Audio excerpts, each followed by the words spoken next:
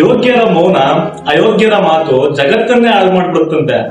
ಅದೇ ತರ ಇವತ್ತಿನ ಯುವಕರುಗಳು ಯಾಕೋ ಗೊತ್ತಿಲ್ಲ ಸೈಲೆಂಟ್ ಆಗ್ಬಿಟ್ಟಿದ್ದಾರೆ.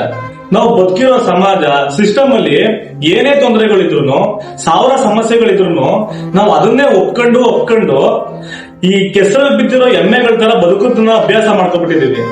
ನಮ್ಗೆ ಒಳ್ಳೆ ಸಮಾಜ, ಒಳ್ಳೆ ವಾತಾವರಣ, ಒಳ್ಳೆ ಸಿಸ್ಟಮ್ ಎಲ್ರಿಗೂ ಬೇಕು.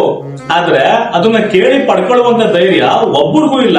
ಯಾಕೆ ಹೇಳಿ? ನಮ್ ಓಟನ್ನ, ನಮ್ ಸಮಯನ, ನಮ್ ಅಧಿಕಾರನ ಎಲ್ಲನೂ ಕೂಡ ಬೇರೆಯವ್ರಿಗೆ ಮಾಡ್ಕೊಬಿಟ್ಟಿದೀವಿ. ಏನೇ ಆಗ್ತಿರ್ಲಿ, ಏನೇ ಹೋಗ್ಲಿ, ಬಾಯೇ ಬಿಡಲ್ಲ. ಎಲ್ಲಾನು ನೋಡ್ತಿರೋದೆ.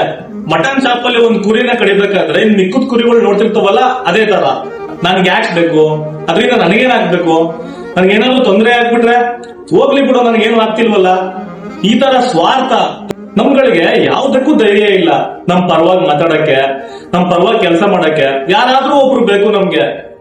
ಯಾರಾದ್ರೂ ಆ ಸಿಕ್ಬಿಟ್ರೆ ಬ್ಲೈಂಡ್ಲಿ ಕುರಿಗಳ ತರ ಫಾಲೋ ಮಾಡ್ಕೊಂಡು ಹೋಗ್ಬಿಡ್ತೀವಿ. ಇದು ಹೀಗೆ ಮುಂದುವರಿತು ಅಂತಂದ್ರೆ ನಮ್ ದೇಶದ ಯುವಕರುಗಳು ಆಳೋದಿಕ್ಕೆ ಲಾಯಕಲ್ಲ, ಆಳಿಸ್ಕೊಳ್ಳೋದಿಕ್ಕೆ ಅಷ್ಟೇ ಲಾಯಕು ಅನ್ನೋ ಮಾತು ನಿಜ ಆಗ್ಬಿಡುತ್ತೆ.